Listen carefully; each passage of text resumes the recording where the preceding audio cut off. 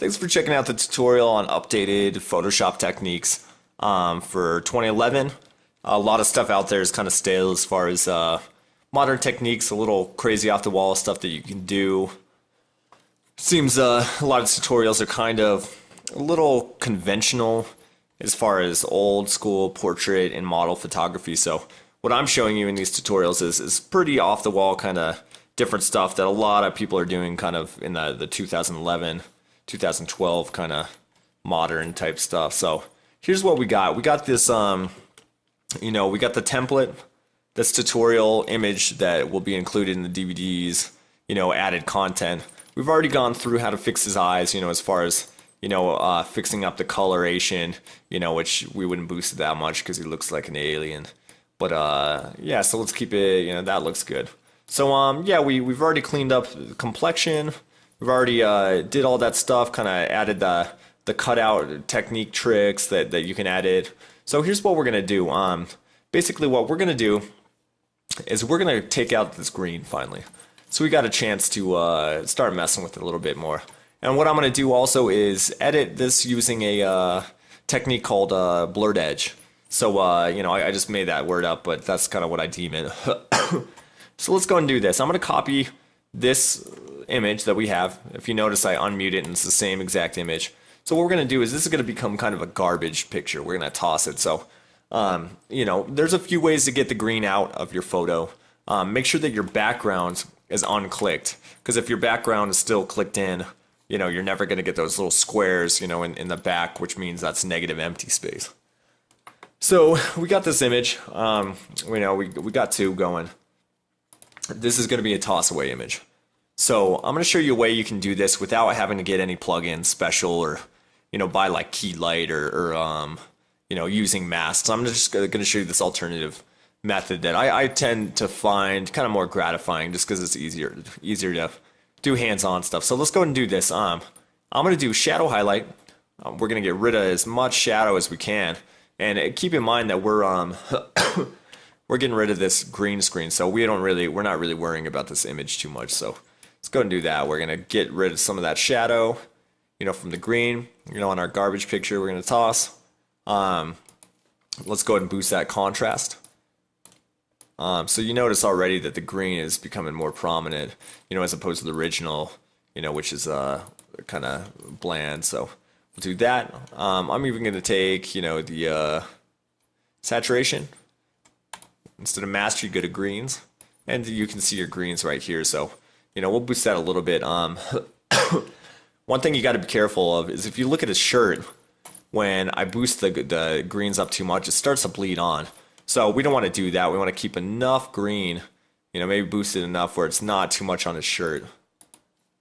Because that would be bad. So, there we go. Green's already, we don't even need to use this, to be honest. I think we're going to be fine. But, it's good technique if you need to boost your greens up so they're more noticeable. So here's the most important part.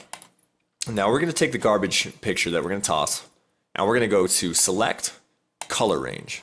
Now what we do now is we're going to pick that green tone.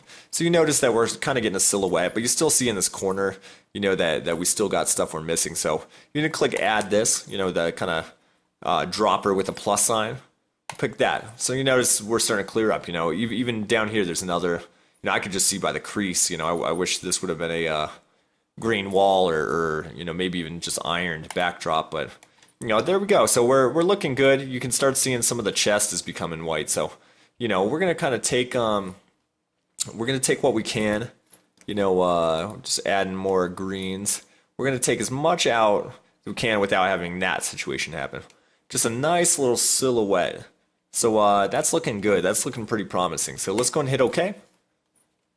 So now what you see is, all the green is selected. There's two dots down here that, aren't, but that's fine. We'll worry about that later. So we'll, yeah, we got that. So we don't need our garbage picture anymore. So let's unselect it, but make sure that your selector is still, your outline's still going here. Don't click off of it. So let's get our original image. Now let's try this. Delete. There you go. So check that out. A couple clicks, and you just green screened everything out of it. You just had to clean up your greens to make sure that it was solid. There's a couple tiny dots over here. I can see, in the corner. So all you got to really do is just highlight and delete. It's not really noticeable until you, were to like take a kind of like just a solid and tuck it under there. You can kind of see some of the stuff up by his hair and whatnot. So don't worry about that stuff too much. You can get real crazy with it. Whoops, what am I doing? You can get real crazy and zoom in and do all types of stuff, or find kind of a quicker way. But it just really depends how crafty you're trying to get, or how important the client or photo is going to be. Because most of the screen, depending upon our background, whatever we decide, it's not going to be very vital. Yeah, we got our cutout there now. So that's a solid green cutout. So now's the trick I was going to show you. I call this blurred edges. Basically what this is I duplicate this, chop that we have, this original right here, the chopped out thing. I'm going to drag, hold Alt, drag it. Basically just copying another version. You can second click it, go to duplicate layer, and you're going to get the same thing. You're just getting duplicates of that same image. So check it out. I duplicated it. I'm selecting the one that's under our good one here. What I'm going to do is I'm going to motion blur this. I'm going to go to blur, motion blur, and then, I'm going to zoom out so I can see what we're doing. We don't want it too crazy, but we do want pretty solid kind of blur on the side. So, let's go ahead and, you can even see the changes as it's happening right now. We'll do subtle 177, 161, that works. So there we go. So we got, the blurred edges. You can tell when I take our good image, kind of drag it in, it's crappier, so we don't want to do something like that. But, there is a threshold that you can have, right there, that it kind of makes an ambient little, forgive my cough, I've had kind of a flu going on. But if you check out these edges, it's getting, he's looking thinner. You can kind of see an edge blur going on. But yeah, I mean, if you were to take, without, I'll even boost this up, without the blur, you can kind of see how it adds a little bit of, ambiance to it. So you'll see how this comes into play later, how it kind of drops into a background, stuff like that, a lot smoother. You can duplicate that blur layer, a couple times and have, kind of make it even thicker of a blur, that's up to you. I mean, you could even, if you wanted to, go through the, conventional, conventional way of just having a, second click on original, blending options, and then a drop shadow, but, it's not going to give you that same kind of, look that you're going for as far as the kind of blur thing goes. So, so what we'll go with is, we got our cropped background, and we basically got those blurred edges now to, add a little ambiance to the back to kind of make it blend into that photo. So this is basically how you do, chroma key cuts and blur edges. So check out the other tutorials. You'll see the prelude to this, how to get your eyes fixed up, complexion, and then we're getting somewhere. So at the end of these tutorials, you should be able to edit a photo from scratch and make it look pretty decent. So let's keep our blur there. I'll blend this dude in just a little bit. Not so much that it messes up his face, because you don't want that. I mean, that would be bad. If you wanted to get crazy too, you could even, get your eraser out.